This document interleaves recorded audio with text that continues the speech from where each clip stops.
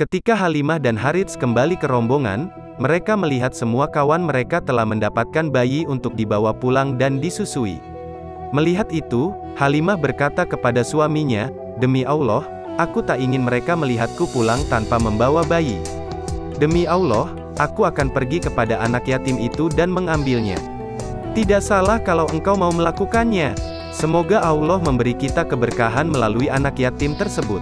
Akhirnya Halimah dan suaminya kembali menemui Aminah dan membawa Muhammad ke dusun mereka.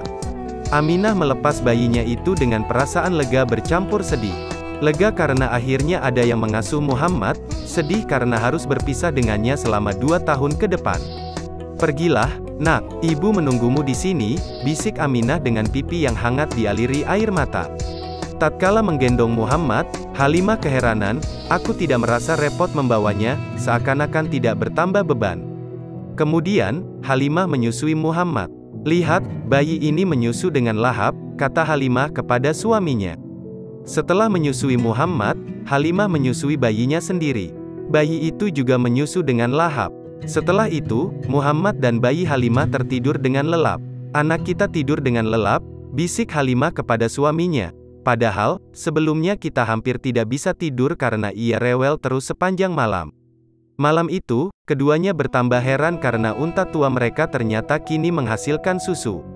"Engkau tahu, Halimah, sebelum ini unta tua kita tidak menghasilkan susu setetes pun," gumam Harits. Suami istri itu meminum air susu unta sampai kenyang. "Malam ini benar-benar malam yang indah," kata Halimah kepada Harits, "bayi kita tertidur lelap dan kita pun bisa beristirahat dengan perut kenyang. Demi Allah, tahukah engkau Halimah, engkau telah mengambil anak yang penuh berkah. Demi Allah, aku pun berharap demikian."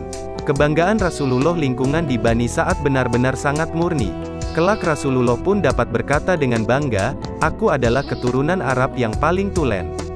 Sebab aku anak suku Quraisy yang menyusui di Bani Sa'ad bin Bakar."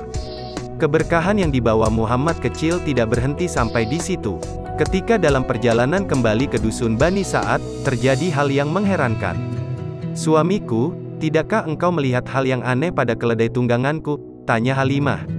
"Saat kita pergi, keledai ini berjalan pelan sekali," Harits menanggapi, "tetapi, kini ia dapat berjalan cepat seolah tak kenal lelah.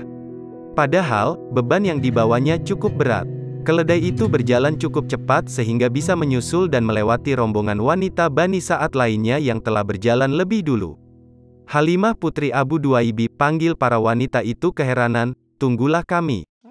Bukankah ini keledai yang engkau tunggangi saat kita pergi?" "Demi Allah, begitulah," balas Halimah, "ini memang keledaiku yang dulu."